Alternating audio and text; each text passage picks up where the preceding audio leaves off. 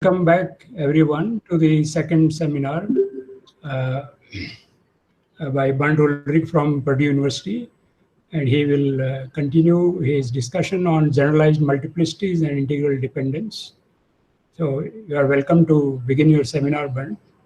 Thank you, Juga. And so this is the second part of these two lectures about generalized multiplicities and their use to detect integral dependence. I want to quickly review what we did last time. So R is always a Methian local ring with unique maximal ideal M and residue field K.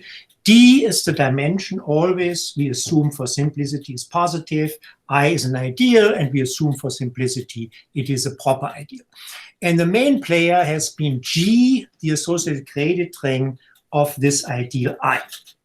And then we had defined the analytic spread of I. The analytic spread of I is G tensored over R with the residue field. And, and this integer, which is an important invariant of the idea, is always between the height of the idea, and it is bounded above by the minimum of D, the dimension of the ring, and the number of generators of the ideal I. So in particular, if I is imprimary, then the analytic spread is D. And this is also significant in terms of studying reductions of the ideal. If the residue field is infinite, then L of I is the smallest L, so that L general elements generate a reduction. So this is an explicit and efficient way to produce reductions which are in some sense the smallest. Now, we had also defined the J multiplicity, and that was in some sense the main generalization of the Hilbert-Samuel multiplicity we talked about.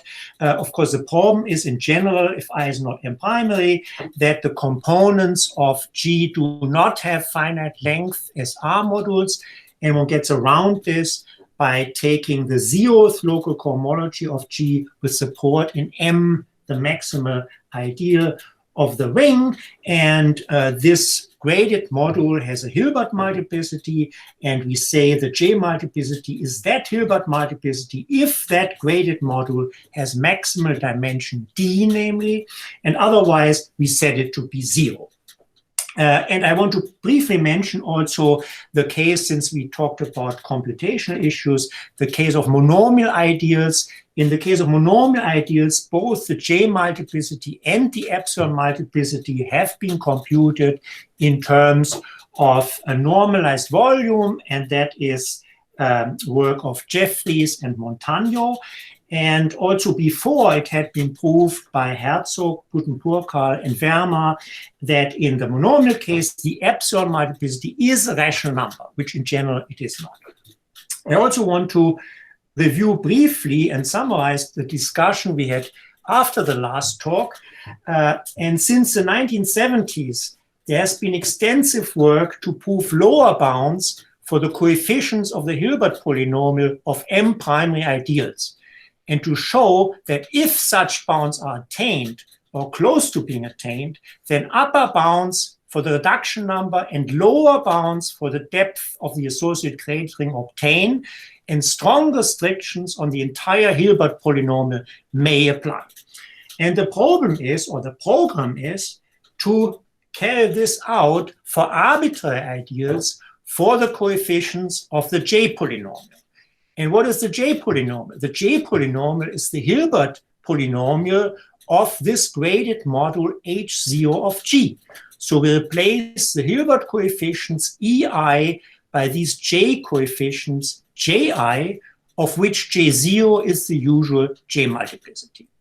So that is really a whole program. And some of this has been done already by a number of people, but mainly for J0 and J1, and mainly under additional assumptions on the idea. So it would certainly be interesting to do more, to do something for the lower coefficients and to generalize this work. So that is certainly something one could do.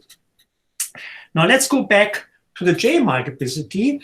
Well, the J multiplicity, as we said, it is a non-negative integer, but it can very well be 0. And it's important to understand when it is 0. And that's where the analytic spread comes in. So the J multiplicity is non-zero if and only if the analytic spread is maximal, namely D, the dimension of the ring. And from that, it follows immediately that the support of the J multiplicity, so the number of prime ideals where the J multiplicity of I does not vanish, is exactly the number of primes containing I, so that the analytic spread of I localized at P is equal to the dimension of the ambient ring R localized at P. So where the analytic spread is maximal. And we call this set of prime ideals L of I. It is a finite set of prime ideals which always contains the minimal primes. That's the critical set of prime ideals. And for us, it is critical because one can use this set of prime ideals to check whether an ideal J is integral over I. This happens if and only if it is integral over I locally at these finitely many prime ideals in L of I, L of the small ideal. And that works whenever the ring is equidimensional and universally catenary. And that follows, for instance, formally from this theorem I talked about last time. It is a general criterion for integral dependence of ideals in, of course, equidimensional universally catenary local rings. And it says that J is integral over I if and only if the two ideals have the same J multiplicity locally everywhere, or equivalently locally at these finitely many critical prime ideals of I. And I gave a proof, a relatively short proof of this theorem based on joint work with Jarvik Validashvili. Now, one of the drawbacks of this theorem is that one has to check a condition locally everywhere at all primes, or at a finite set of prime ideals, which may have to be determined beforehand. And as I said, the goal is to have a criterion which gets away without localization. And this is where the third version of generalization of the Hilbert-Samuel multiplicity comes in, and that is the multiplicity sequence, which is due to, or was introduced by Achilles and Manarese in the late 90s, again in their study of the Stückrad-Vogel intersection algorithm. And what I'm talking about today, a little bit more general, are multiplicities, generalized multiplicities that are based on multivariate, in fact, bivariate Hilbert polynomials, as opposed to univariate Hilbert polynomials. This is what we did last time. So recall that G is the associated graded ring of R with respect to the ideal I. And the problem again is that the graded components may not have finite length, so there is no Hilbert functions. And the way we got around this in the definition of the J multiplicity is we pass to H0 of these graded components. Another way to do that, of course, is you can look at a filtration of each graded component so that the quotients all have finite length. For instance, one could look at the M-adic filtration of these quotients, or filtration with respect to any M primary ideal. And then one can pass to the associated graded module with respect to that maximal ideal, for instance. And then indeed, one has a Hilbert function, but one has a Hilbert function for each V, for each graded component of G. So altogether, one gets a Hilbert function in two variables. Okay, so that's the approach. And so in other words,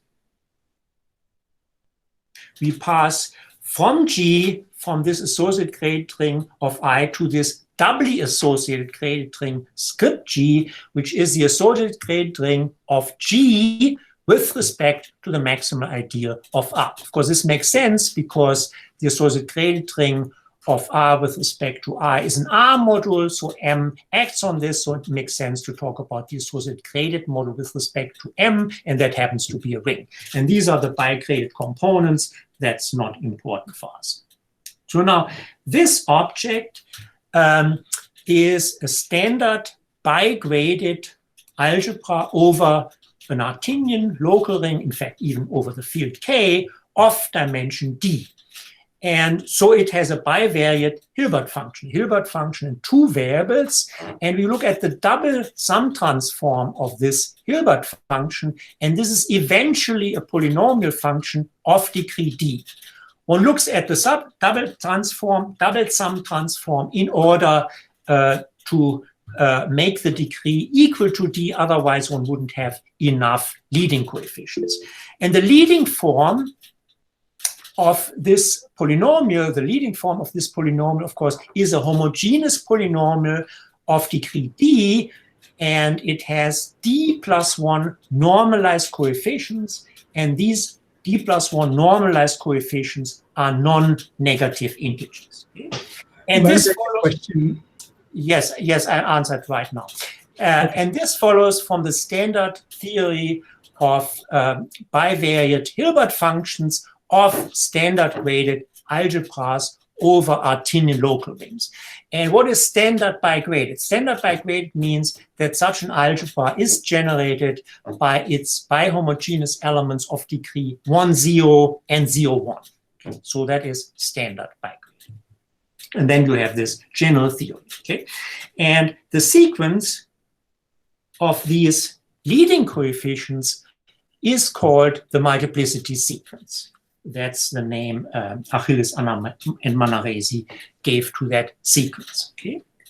And they also showed, for instance, that the sum of these integers is the multiplicity of the associated graded ring of I localized at the homogeneous maximal ID. So that's a nice fact.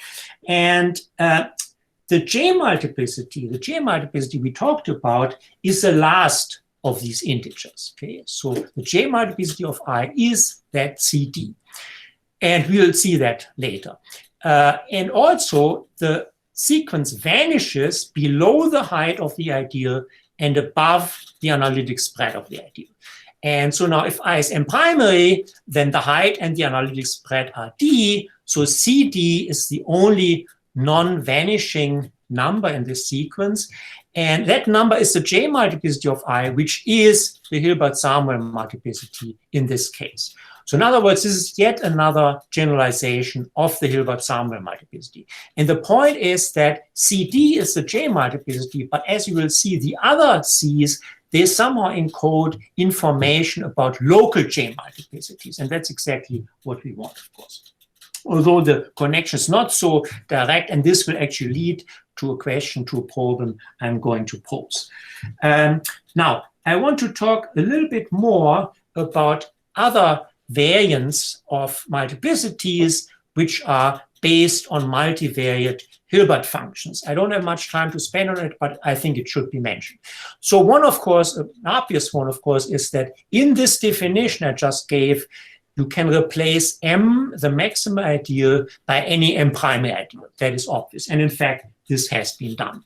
But now you can replace the associated graded ring of R with respect to I by any standard graded R algebra. For instance, the Ries ring of I.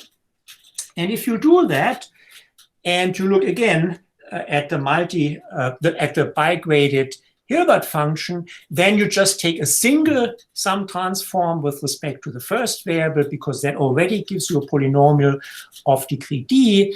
And then the normalized leading coefficients are what's called the mixed multiplicities, E0 up to ED, of the ideals J and I. Now here, I is an arbitrary ideal, but J is M primary. And this general version of mixed multiplicities was used, for instance, by Jugel-Verma to get a formula for the multiplicity of the Ries ring. It's just the sum of these mixed multiplicities except for the last one. Now, if also I happens to be of finite length, so in other words, both ideals are M primary, then the underlying function is simply, eventually, the length of R modulo powers of J times powers of I. That's a Bhattacharya function, and Bhattacharya already proved in the 50s that this eventually is a polynomial function in two variables. And this function and the mixed multiplicities were studied extensively by Tessier starting in the 70s.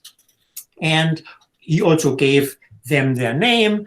And he, of course, had in mind equisingularity theory. So remember last time we said that if you have a family of isolated hypersurface singularities, then the family is equisingular if and only if across the family the product of the maximum ideal with the Jacobian ideal has constant Hilbert-Samuel multiplicity. Now the Hilbert-Samuel multiplicity of a product of two M-primary ideals can be expanded in terms of mixed multiplicities. Okay, so to say that the mixed multiplicities are constant across the family is a stronger condition than to say the Hilbert-Samuel multiplicity of the product is constant across the family.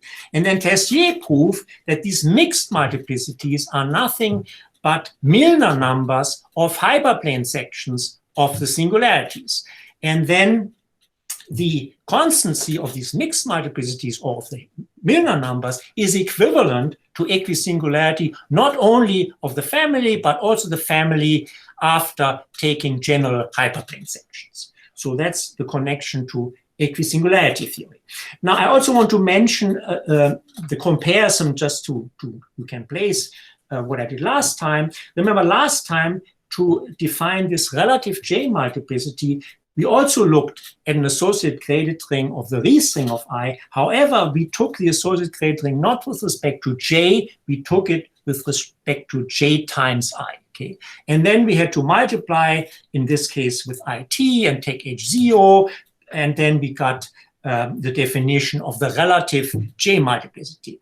For that, we didn't use any M-primary assumption, but we needed that one ideal is contained in the other. Okay, so in this case, in this notation, I would need that J is contained in I. Otherwise, I cannot talk about JT as an ideal in the Ries ring. For that, you need that J is in I.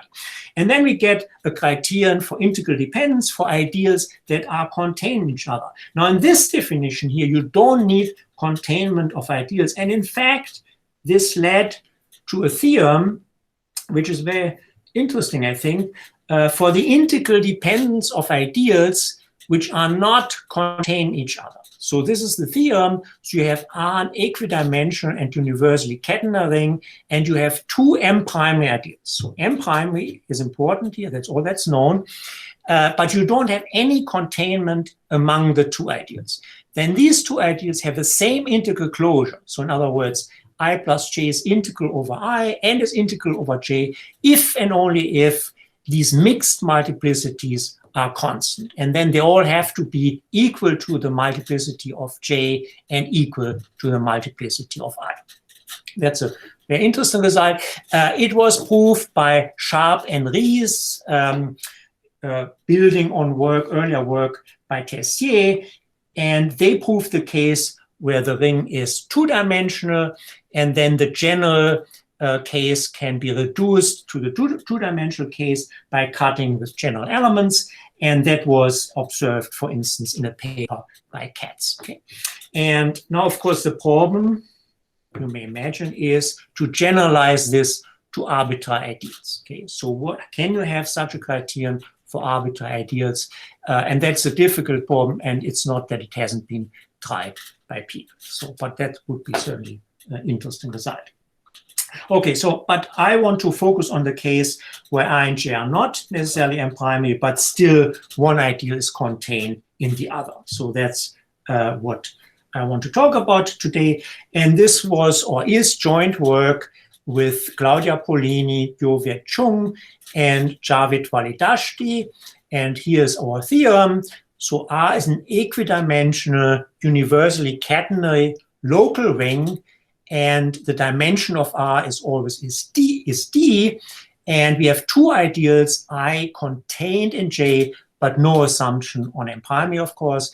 And then it turns out J is integral over I if and only if I and J have the same multiplicity sequence, and if and only if this inequality holds between the multiplicity sequences.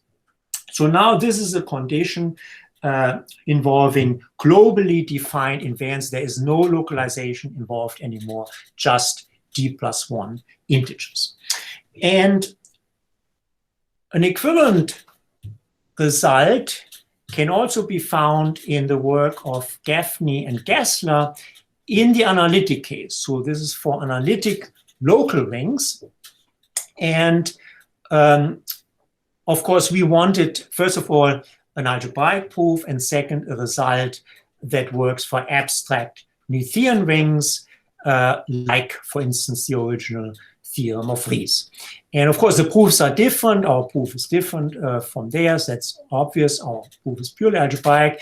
However, the initial strategy we got from them, so that we borrowed from them, namely, the idea is to go straight for proving the principle of specialization of integral dependence and reduce from it this criterion for integral dependence on the total space of the family, so to speak. Remember, the principle of specialization, I mentioned this last time, is the following. If you have a family and you want to prove that one ideal is integral over another on the total space of the family, it's enough that you have integral dependence on the general fiber, and also that the multiplicity, whatever multiplicity means, of the ideal, of the small ideal, is constant across the family. And traditionally, like in the work of Tessier, one first proves a numerical criterion for integral dependence on the total space. In fact, in his case, this was just the classical Ries theorem.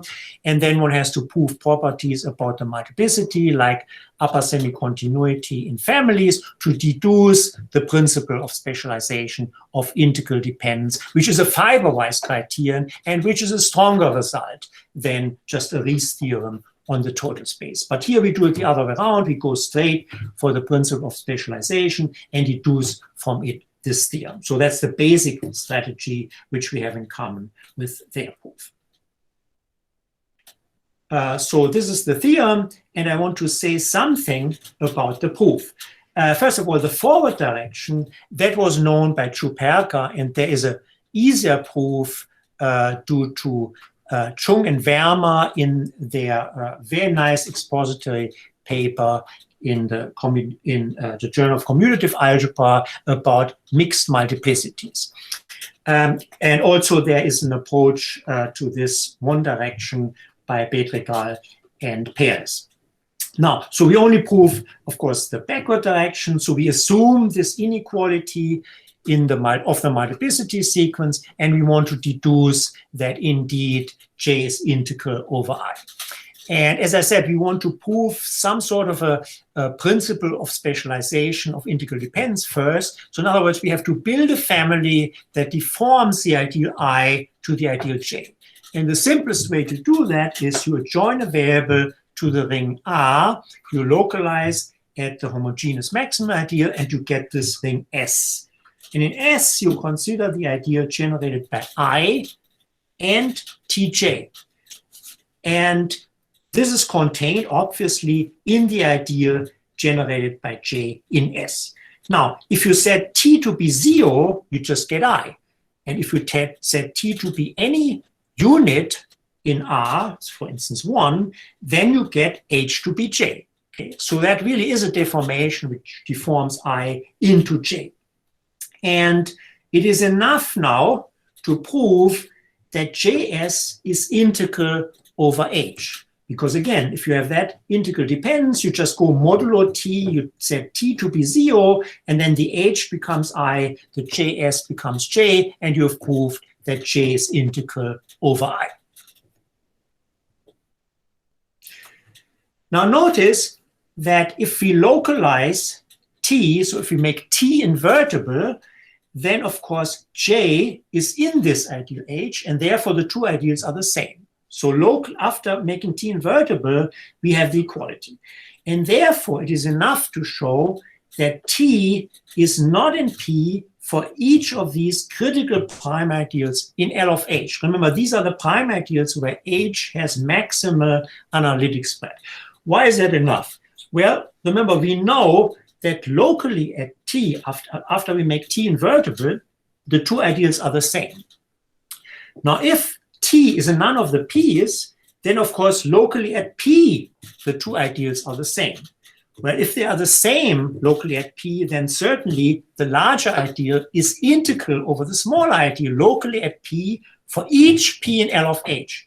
And then I said before, to check integral dependence, it is enough to check this locally at these critical primes for the small ideal. So that's enough. So we have to prove that T avoids these critical prime ideals of H. And this is a rather common game in equisingularity theory. One has to prove that T is not in these critical primes. So one looks at these irreducible subsets of the total space of the family, which correspond to these P's. And one wants to prove that these are not vertical components of the total space of the family. So in other words, if one project them down to the parameter space, one should not just get the origin. They should not just sit over the origin. Instead, they should spread out over the whole parameter axis. Okay, so that's the goal, to show this. And now what do we have? Well, we have this inequality of multiplicities. And what does that mean in terms of the ideal H? Now, if you look at Ci of H on the special fiber, so we have to extend to the ring S modulo T. Of course, on S modulo T, H is just I. So that's the same as Ci of I. And by assumption, Ci of I is at most Ci of J. And I don't change Ci if I do a purely transcendental extension of the residual field. So I can replace J by J extended to S localized at MS. And MS does not contain T. And since after localizing at T, after making T invertible, JS and H are the same, I can replace J localized at that MS by H localized at MS. And the multiplicity of H localized at MS is bounded above by the multiplicity Ci of H. So altogether, we get this inequality in blue, which says that the multiplicity Ci of H restricted to the special fiber is at most Ci of H, Ci on the total space. And from that inequality, we want to deduce this non-containment, namely that T is not in P for every P in L of H. Okay. But put this way, now there's no I anymore, no J anymore, there's only one single ideal H. It is a statement about the single ideal H. And so we are done by the following more general theorem, and that's really the hard technical core of our proof of our paper. And that proof is not easy. And the point is that S is now any equidimensional universally catenary local ring. Doesn't have to be a polynomial ring localized. T is any part of a system of parameters on this ring. Now, in our case, it was just one parameter, and H is any ideal. And then we assume two conditions. The first one is that some weak transversality condition. The first one is that the height of the ideal T together with H and the saturation of H is strictly bigger than R. And of course, we have already that the height of the ideal generated by T is at least R. So we just want that this becomes one bigger if you throw in H and this saturation. And the second condition, of course, is the crucial assumption, namely that we have this inequality of the multiplicity sequence or the elements in the multiplicity sequence up to the dimension of S minus R, because this is where this makes sense for the ring S modulo T, because that is a ring of dimension dim S minus R. And the conclusion should be that T is part of a system of parameters, not only of S, but actually on S modulo P for every P in this critical set of prime ideals of H. Okay? So it's a transversality condition between T and these prime ideals P in L of H. Okay? And of course, in particular, T is not contained in P, and that's what all we need to prove in our application. We want that this one parameter is not in P for every P. But this is a stronger statement, obviously. And let me just say so much to the proof. Again, what we do is we induct on the analytic spread of H by factoring out general elements. And if you factor out a general element, of course, we have to prove that our conclusion lifts back from the factoring to the original ring. That's not very difficult. It actually follows from general techniques of superficial elements. But then we have to prove that the two assumptions, 1 and 2, are preserved as we factor out an element. And actually, the second assumption, which is the main assumption, is preserved. That's essentially known because, I will get back to this later, because one knows how these CI behave under general hypersurface sections of elements which are inside the ideal H. The hard part is to preserve 1. That's really the crucial fact. And to do that, one actually uses 2. So this assumption 2, the assumption on the multiplicity, is only used to preserve condition 1 when we cut with the general elements inside H. And the way this goes roughly is that 1 is preserved comes down to proving that two ideas that are contained in each other have the same radical. Okay? And the same radical means they have the same set of minimal primes.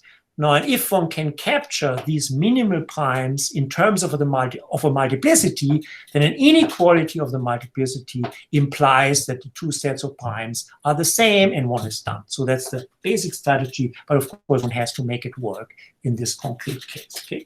So this is all I wanted to say about the proof of the theorem and about this theorem. Now, for the rest of this lecture, I want to talk about length formulas for various multiplicities and the connection with intersection theory. I kept mentioning this, but I want to spend some time to actually explain this in detail. Now, length formulas. Well, of course, multiplicities are defined usually as limits of lengths, but one would actually also like to describe them as lengths on the nose. Okay? And it turns out that such length formulas usually are equivalent to understanding how multiplicities behave when one factors out general elements inside the ideal. And that also gives a connection to intersection theory, and I'll talk about that. Now, there's always been a tension between length and multiplicity, and in fact, some of multiplicity theory was developed to replace length whenever length gives the wrong answer in intersection theory. So I'll also talk about that. Now, R again will be a Noetherian local ring, infinite residue field. You can always assume that. D is the dimension, I is an ideal. We assume it's proper. And then we take D general elements of I. D is the dimension, okay? D general elements of I. And what does that mean? You fix the finite general set of I, and you take linear combinations, D linear combinations of these generators. Then you collect the coefficients in a matrix. You reduce modulo the maximum ideal. Then this matrix corresponds to a point in some big affine space over this infinite field K. And general simply means there is a dense open set so that this point is allowed to roam in this dense open set. And then notice, since the analytic spread of I is bounded above by D, it follows by what I said at the very beginning, that D general elements of I generate a reduction of the ideal I. And that's the ideal A, okay? And so I is integral over A, and because of that, I and A have the same multiplicity no matter what multiplicity means. So that's usually the easy direction that if two ideals are integral over each other, they have the same multiplicity. That should be a property of any notion of multiplicity. Let's first now look at the case of M-primary ideals and look at the Hilbert-Samuel multiplicity. Again, it's important to understand this basic case because it tells you what to do in general. By what I just said, the Hilbert-Samuel multiplicity of I is the Hilbert-Samuel multiplicity of A, and A is a parameter ideal, and the multiplicity of a parameter ideal is always bounded above by the co-length. And equality holds if and only if the ring is Cohen-Macaulay. So in the Cohen-Macaulay case, this is already a length formula. But in general, it's not. in general, you can only factor out the x's but the last x. So you can factor out d-1 general elements without changing the Hilbert-Samuel multiplicity. And that simply follows from the fact, this is a general fact about Hilbert-Samuel multiplicity. If you go modulo an element in your idea, then the Hilbert-Samuel multiplicity does not change if, first of all, the leading form of degree 1 of that element in the associated graded ring is part of a system of parameters of the associated graded ring. And second, if the annihilator of the idea in the ring has dimension at most d-2. So for instance, if this is a non-zero divisor, of course, then you're fine, but it doesn't have to be a non-zero divisor. All you need is that the dimension of the annihilator is small enough, d-2. And that gets you down to the case where you can factor out d-1 elements. So in other words, where the dimension of your ring is 1. So now we are in a one-dimensional ring, but that's not a comic-Hall ring. So now you have to do something else. What you do is you saturate with respect to the ideal I. So in other words, you remove those primary components which are M-primary, okay? And once you do that, and I denote this saturation by the bracket notation, and once you do that, of course, the ideal I has 0 annihilator, so it has positive grade. So in other words, this is a comic-Hall ring because it is a ring of dimension 1, okay? Or you could have also said I've removed these M-primary components, and therefore, of course, the ring has to have depth at least 1. And now we are in a one-dimensional comic-Hall ring, and this XD generates a reduction of the ideal I, and then by the comic-Hall case, which I did before, I can express the multiplicity as a length. So that's the general formula for Hilbert-Samuel multiplicity in terms of length. Okay?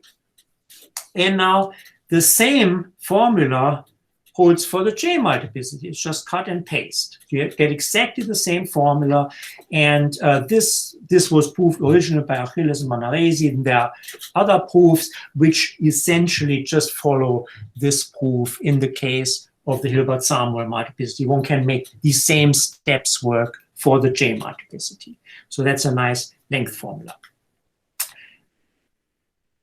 Now, what about the multiplicity sequence? Well, the same thing holds for the multiplicity sequence. And that, again, was proved by Achilles and Manarese. I restrict myself to the case where R is equidimensional and Kettner simply because the formulation becomes a little bit nicer, okay? Otherwise, instead of height, one would have to talk about dimension, it gets more complicated. And it turns out that this CI captures prime ideals of height I. So I'm indexing by the height, by the codimension. That's what the I means. And it captures prime ideals of height I that contain the ideal capital I, okay?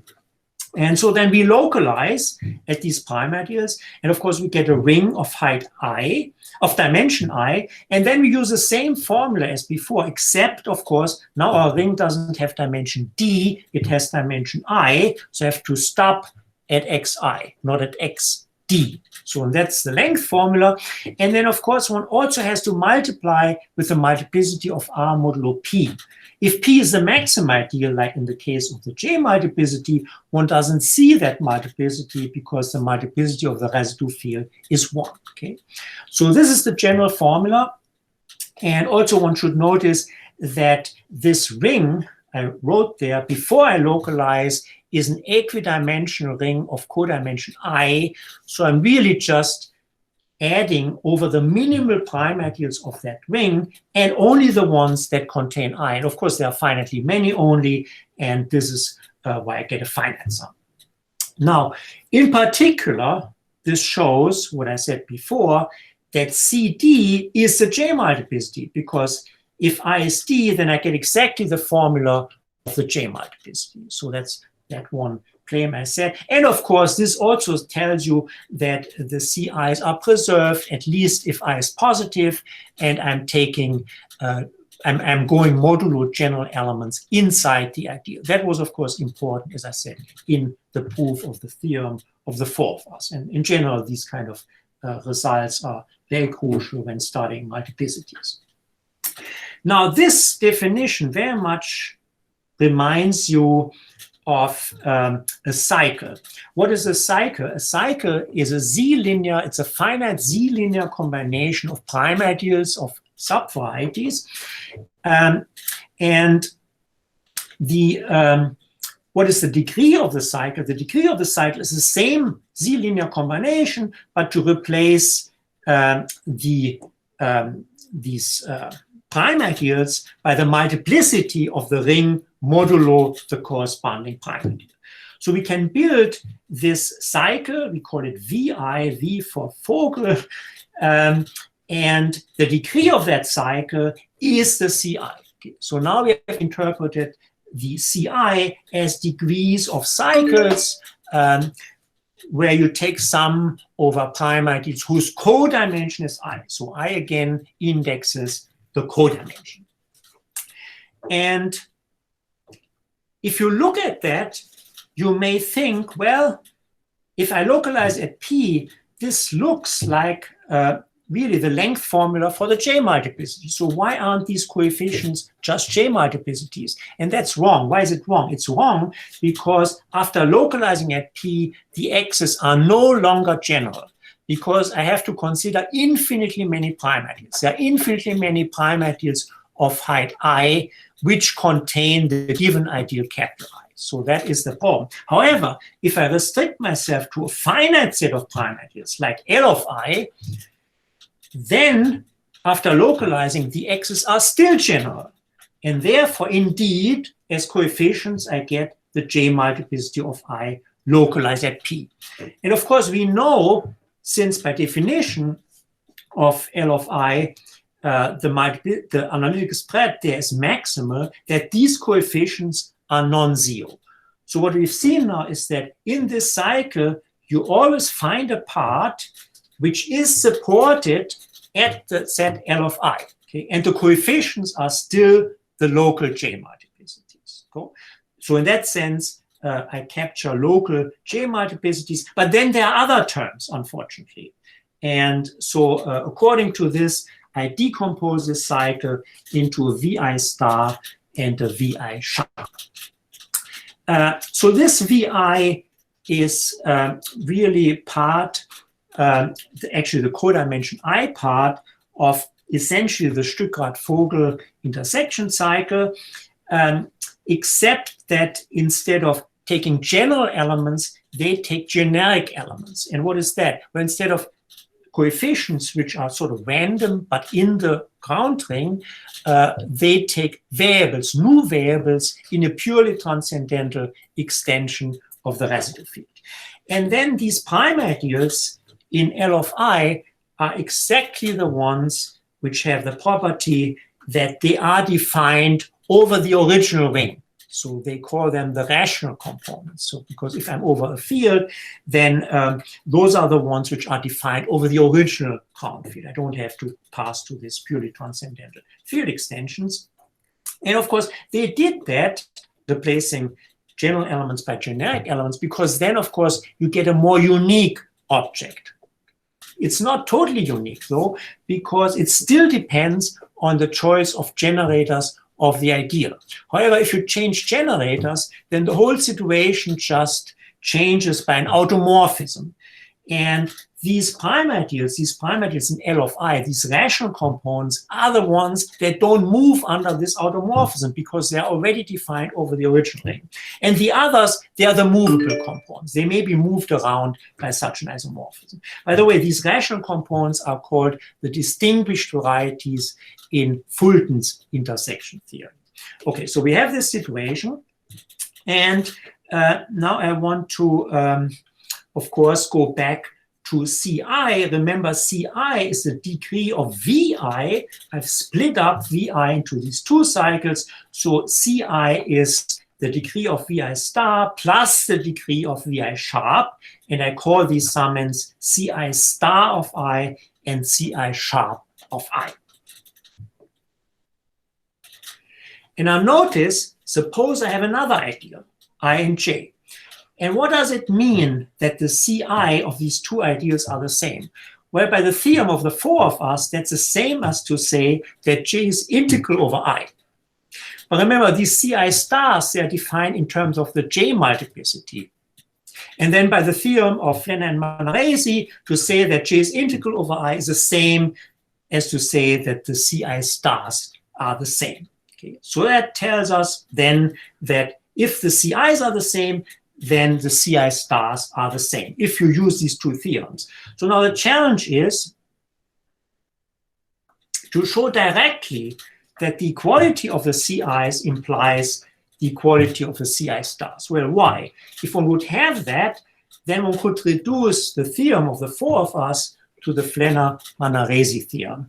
And the proof of that theorem, I was actually in the version of Validation myself, I could give it to you last time. It took 20 minutes or so. So this proof is much easier than the proof of the criterion using the Ci. So that would be a nice thing to do. And in fact, we tried this for a long, long time to reduce the criterion in terms of the Ci's to the criterion in terms of the J multiplicities. Of course, this criterion in terms of the Ci stars is not directly the version of the Flanner-Manarese theorem, but it's just a reworking of that theorem, if you want.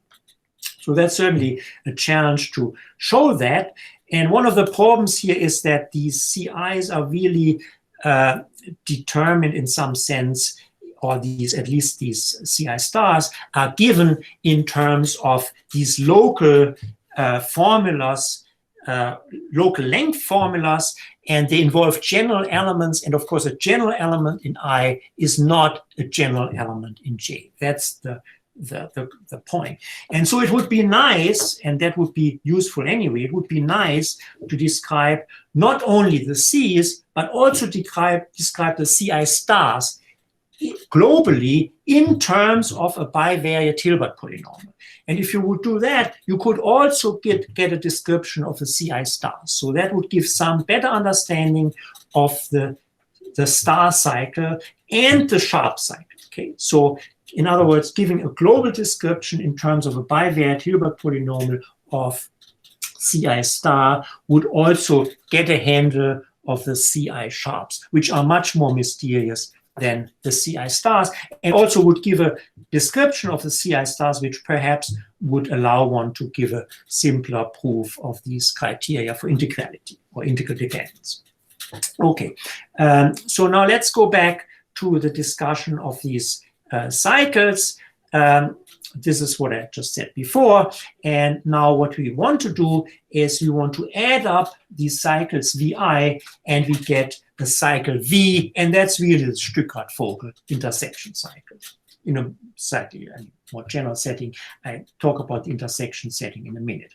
And now if you do that, then you get a big cycle. It has components, it has parts of various codimensions a priori from 0 to D.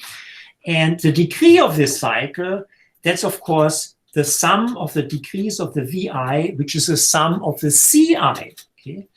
So now what I'm doing is I'm adding up all these normalized coefficients of this bivariate Hilbert polynomial of this doubly associated graded ring. And it turns out that's again the general theory of standard bigraded rings, that is the multiplicity of the standard bigraded ring.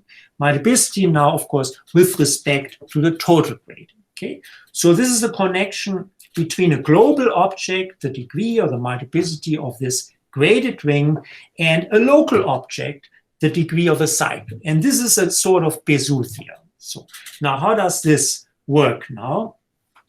And now I want to describe this intersection algorithm or intersection cycle due to Stückrad and Vogel in the setting of intersection theory, the usual setting of intersection theory. And their approach is a purely algebraic alternative to Fulton's intersection theory, although it is somewhat more special. It only works in projective space, but it gives an intersection algorithm for arbitrary intersections that leads to a Basu theorem, a totally general Basu theorem, and I'm describing that now, explaining that now.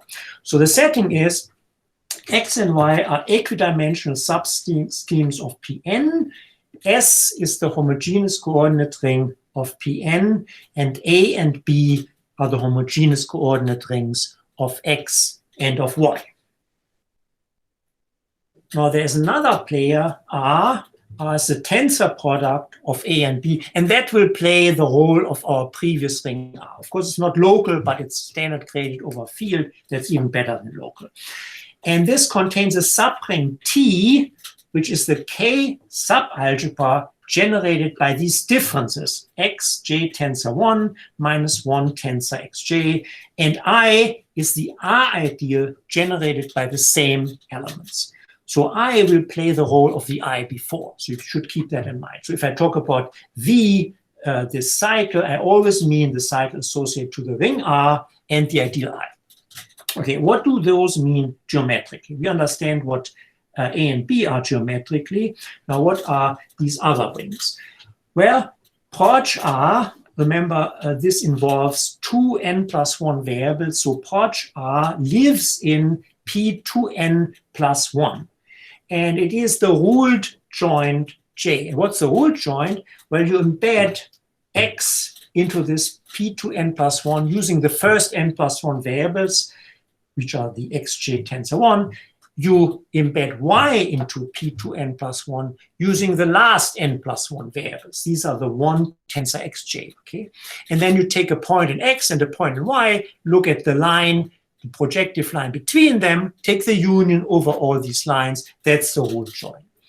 Now, what's Porch T? Porch T, again, lives in Pn because T is generated as an algebra by n plus 1 linear forms. And that is the embedded joint, xy. What's the embedded joint? Well, you take a point in X in Pn and a point in Y in Pn and assume the 2 points are distinct, take the line between them, take the union over these lines, and then close it up. You get a subvariety of Pn, which is the embedded joint. And if X is equal to Y, this is just the usual secant variety, okay? And now there is a map pi, as a rational map, from the ruled joint to the embedded joint, because it is just a map which is given by these functions. The functions are the differences between the xj tensor 1 minus 1 tensor xj. And of course, the image, the closed image of this rational map is the K algebra generated by these elements, and that's exactly T. So the image is actually the porch of that T. So that's the situation, that's a geometric situation. And why are we interested in this? Remember, we are interested in the intersection of X and Y. And what does this have to do with this new situation? Well, first of all, notice that this pi is a rational map, and the base locus, the locus where this is not defined, is V of I. It's V of the ideal generated by these differences. And what is V of I? Well, I is generated on the homogeneous coordinate ring of the ruled joint by these differences. And these differences, they define the diagonal in P2n plus 1. So this V of I is simply the intersection of the diagonal on P2n plus 1 intersected with the ruled joint. So that's what this V of I is. So now I have another intersection in some bigger projective space, and the point is that this is equivalent to the original intersection X intersected Y. And why is that true? Well, the coordinate ring of the intersection of X intersected Y, of course, is the ring S modulo Ix plus Iy, and that's the same as the tensor product A tensor B modulo the diagonal. So in other words, that is the ring R modulo I, our factor ring. And that ring, of course, as I just said, is the big polynomial ring S tensor S in 2n plus 1 variables modulo the idea of the intersection of the join with the diagonal. Okay?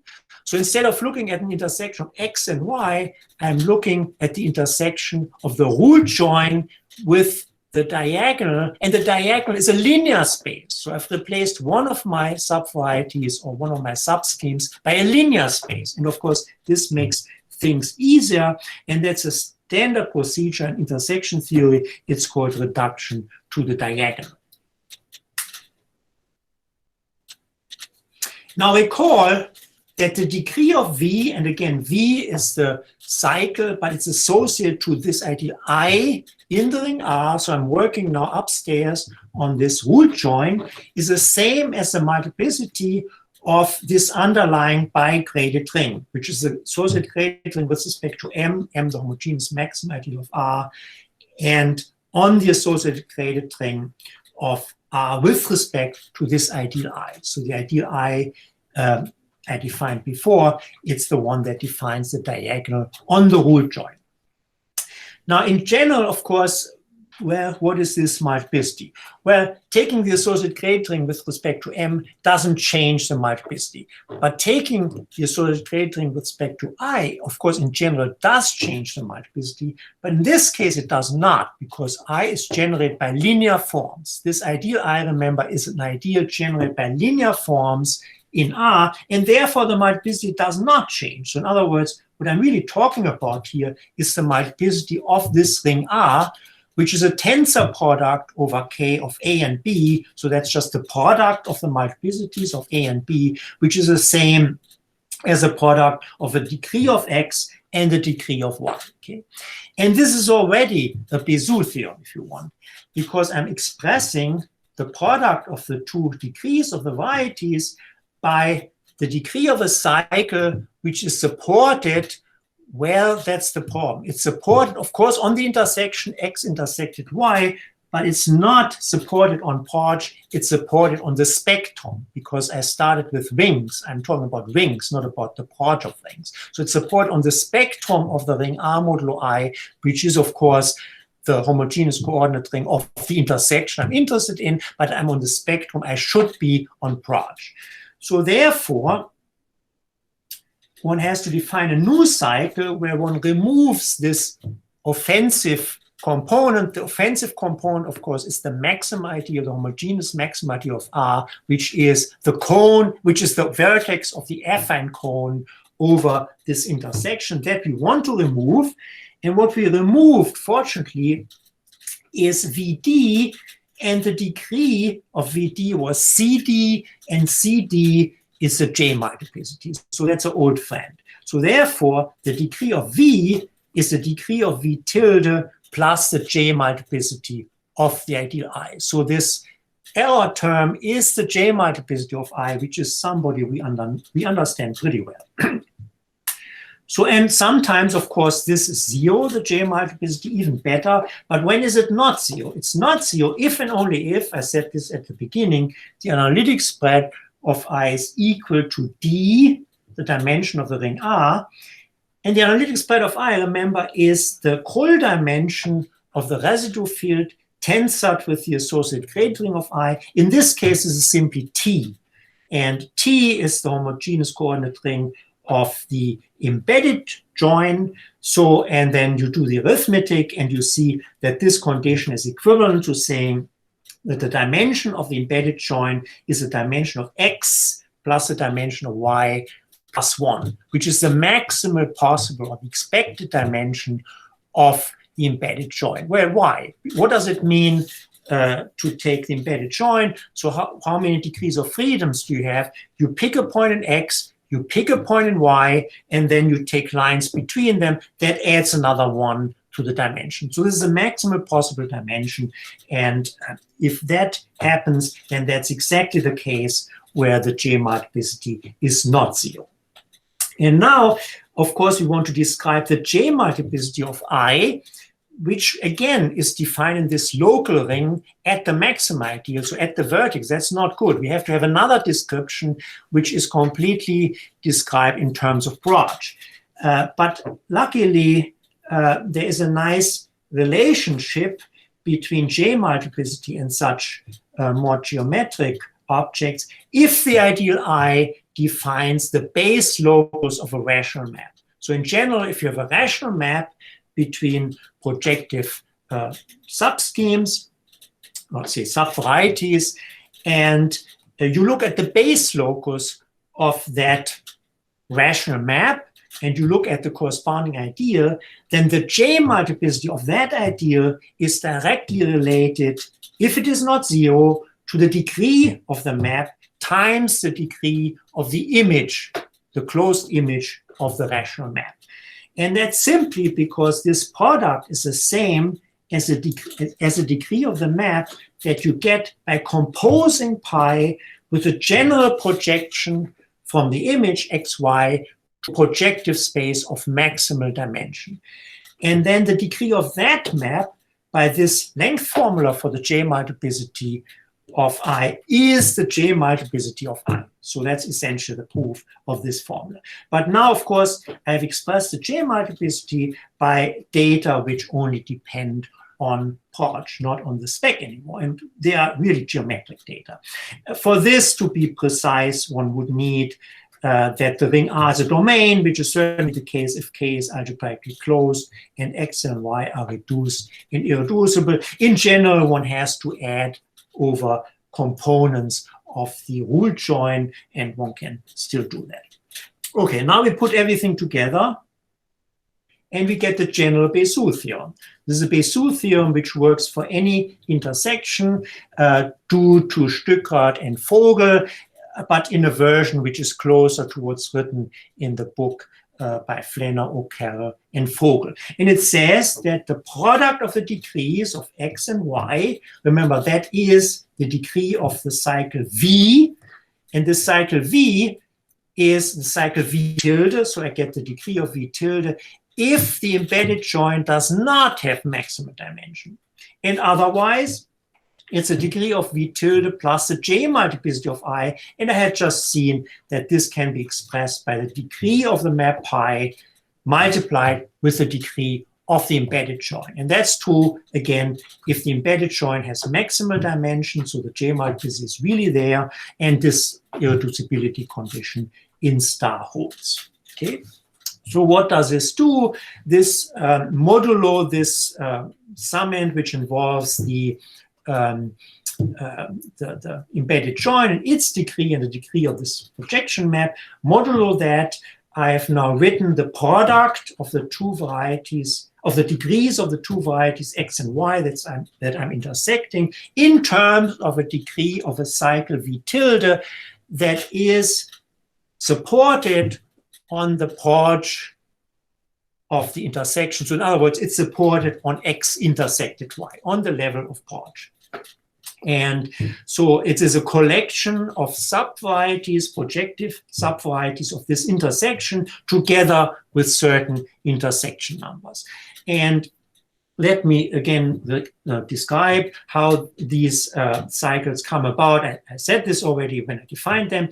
What you do is, well, it's enough to describe the codimension I part, say VI, that was the VI of the cycle V tilde. And how do you get that? Well, you have this ideal I, you take I minus 1 general elements in this ideal I, and you go modulo them. And then you throw away, you remove the primary components of 0 in that ring that contain I. And once you do that, then I becomes an ideal of positive grade. So the next general element, xi, will be a regular element, will be a non-zero divisor on that ring. Then you go modulo that element, and then you get a bunch of minimal prime ideals of codimension 1 in that ring. And some of those will contain I, some will not. And the ones that do contain I this time, you take them, you put them in your basket, and those will be the support of VI, the codimension I part of the cycle. And then the coefficients are simply these lengths, these local lengths, the same formula I used when I talked about the Hilbert-Samuel multiplicity. It's not more than that. So this is a simple algorithm, really. It's also interesting, since this works for arbitrary intersections, if x is equal to y, and in that case, one gets a formula for the degree of the secant variety if the secant variety has maximal dimension, for instance. Now let's look at the other extreme case. That's the classical case where the intersection is proper. So in other words, where x and y are as far as possible from being equal. And so this is the classical case of proper intersections. How does this follow from the general theorem, the general Basu theorem? The proper intersection means that the codimension of the intersection is as large as possible. It's a sum of the codimensions. And in terms of our ideal I, which is defined upstairs after reduction to the diagonal, this means that the number of generators of this ideal is equal to the height of the ideal. And remember, we had seen these CIs, they vanish below the height and above the analytic spread, in particular above the number of generators. So that means in this case, all these cycles, these VIs, they vanish. They are not there except the cycle where I is equal to the height of I. So in other words, in this cycle V is the same as V tilde, and the support of V tilde is simply the minimal primes. So in other words, I just have to take sum over those components which are irreducible components of the intersection. And that is the classical Basu theorem for proper intersections. And it says, again, that the product of the degrees of the two varieties can be written as a sum of some intersection numbers times the degree of the C's, where now it's enough to take as C's just the irreducible components of the intersection. Okay? And that follows just by this implication before, that VI is not there as 0, the cycle is 0 for all I which are not the codimension of the ideal. Now, what about these coefficients? Now, what are these numbers? Remember, in the cycle V tilde, I'm now upstairs on the ideal I, looking at this ideal I after reduction to the diagonal, and I just have to look at localizations at minimal primes, okay? And now these minimal primes are in the set L of I, what I call L of I, okay? So therefore, the coefficient is just a J multiplicity. But now I'm localizing at a minimal prime, so the ideal is M primary. So that means it's the Hilbert-Samuel multiplicity. Moreover, the number of generators of the ideal is the height of the ideal. So I'm looking at the Hilbert-Samuel multiplicity of a parameter ideal. So it can't become much simpler. And that Hilbert-Samuel multiplicity of a parameter ideal is actually a Serre intersection multiplicity, which is given as an alternating length of tors.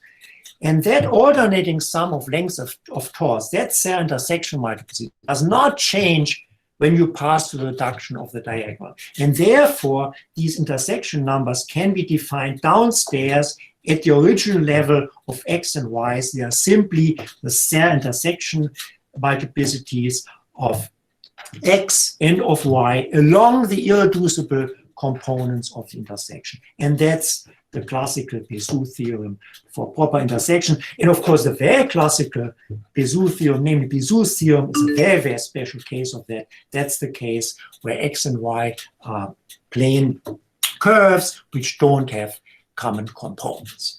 And this is all I had to say. Thank you. Thank you very much, Bernd. We are open for questions now.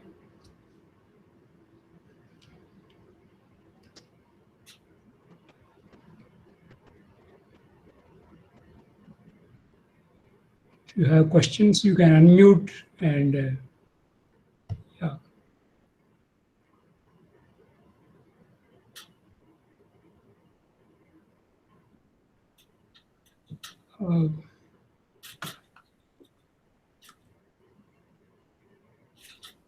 Bernd, you talked about the Rees-Sharp-Katz theorem, where one ideal is not contained in another, and they have equal integral closure if and only if all the mixed multiplicities are equal.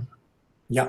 Yes. So do we have such a result for J multiplicity? No, no. That's the problem. I mean, this is the challenge. I mean, I know people have worked on this, but I don't think there has been much progress as far as I know. Mm-hmm. Mm-hmm. Yeah. First of all, of course, one would have to define the correct multiplicities that would do the job. And there are candidates for that, different candidates again, and then one would have to prove the theorem. And I don't think there has been progress. Okay. So I think this is a difficult question, yeah, but interesting question, because again, you don't assume any containment, but you still would like to prove integral closures are the same. Yeah.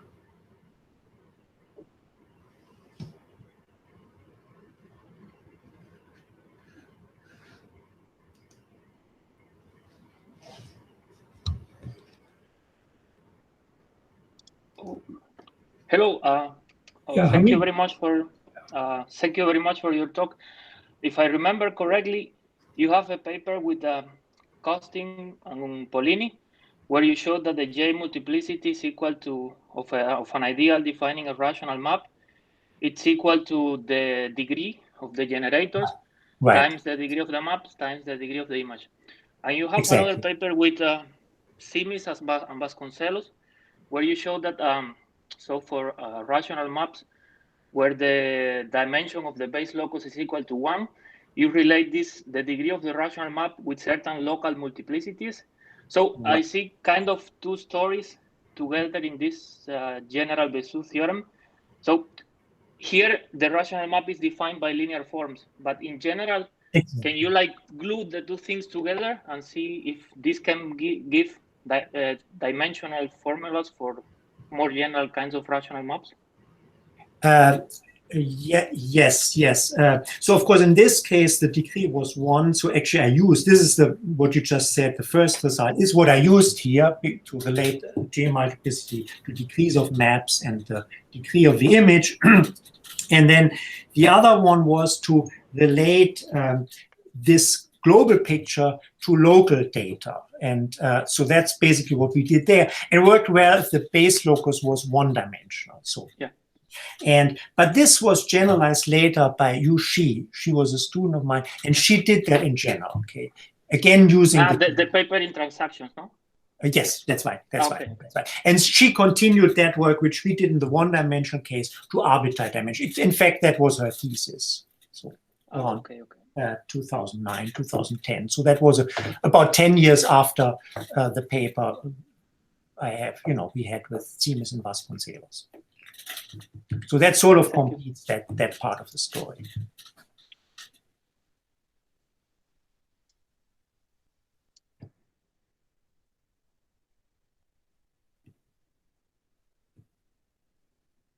And I know you also used mixed multiplicities of one kind or another to study rational maps. So that's interesting connection, very interesting connections. Yes, right.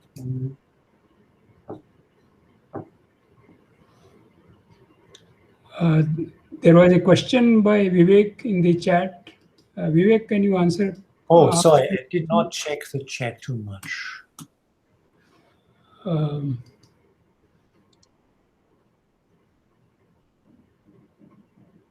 This was the condition about a system of parameters, and the height goes up if you take R elements which are part of system parameters, and then you add H and the saturation. Right. That the height is bigger than R. I think his condition was whether under what conditions this can fail. Yes. Well, it's certainly, in general, can certainly fail. I mean, there is a priori there's no. It's really a condition how the H relates to these parameters, and a priori there's no condition. So, the T's are system of parameters on the ambient ring, and H could contain them, for instance. H was any idea. Could contain H. Sorry, they could contain H. So H could be in some minimal prime of these parameters. That's certainly possible. But that's an assumption that you try to avoid. Yes. So essentially, it means that H is not in any minimal prime of these parameters. So that's roughly the condition. Well, that's a simple condition. It's an assumption, of course. And the idea could be you could choose H to contain one of these minimal primes, and then it's not satisfied. But that's condition that it's not in there. But then the point is that this property is preserved if you go modulo general elements in H, and there's no reason why that should be true. But, you know, the multiplicities, they enforce that.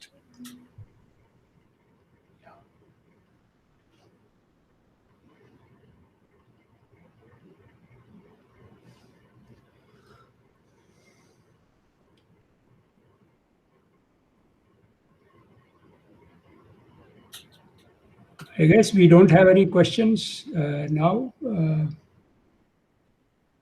Okay, so let us thank Bernd for his 2 excellent talks. We really enjoyed it. Thanks for coming online. Okay. Thank you very much. Thank you. I certainly also enjoyed it very much, and it's very nice to see all of you. Some of them I haven't seen in a long time. It was a great pleasure to be here, to make up for the fact that I missed my lectures last year in Mumbai due to COVID. So hopefully this somewhat of a substitute. Yeah. Let's hope we will meet next year in person somewhere. Right. I do hope this. I do hope soon we'll all be able to move around again. But I think, as I said before, having these online seminars is certainly a good thing, and I hope they stay. And I think it's a good thing, in particular for mathematicians from developing countries or mathematicians who are maybe more remote areas. So this is a good chance to connect with all of us. Okay. So thank you very much. We will close the meeting.